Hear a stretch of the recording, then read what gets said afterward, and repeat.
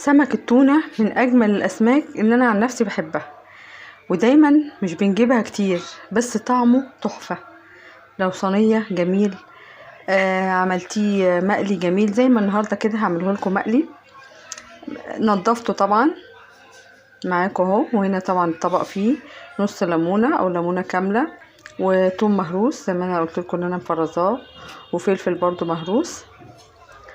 هنفضيهم في الطبق لان انا هعمل الخلطة في الطبق ده. ملح، بابريكا،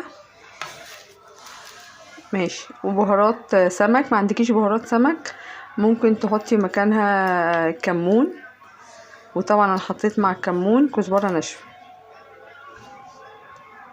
ده موجود وده موجود. ونعصر الليمونة، طبعا انا متبلاه ومنضفاه حلو جدا، ملوش ريحة نهائي. ضربناهم في الخلاط وحطينا خل،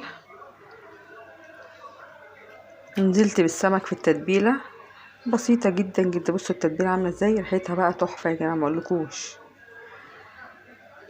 سبته ساعه كده وكنت بسوي الرز. بعد كده رحت عشان اقلي السمك بقى اهو، تبلته في الدقيق عادي جدا، تتبيله سهله قوي قوي قوي، بس بيطلع طعمه جميل. انا على فكره يا جماعه خليته خالص من الشوك، يعني تاكليه كده على طول. بصوا ما اقولكوش بقى يا جماعه، بيطلع لونه ذهبي حلو كده، يعني لونه اصلا مغري يعني انت بتاكليه، ومبقاش فيه شوك كتير وانت بتاكليه، طعمه حلو قوي. بصوا الجمال يا جماعه، سمك بقى. بصوا الجمال، احلى صينيه سمك او احلى طبق سمكه تاكليه مع رز وشويه سلطه، والف هنا وشفا على قلبكم. طريقه سهله وجميله، ولو عجبتكم برضو ما تنسوش تعملوا لنا لايك. والسلام عليكم ورحمه الله وبركاته.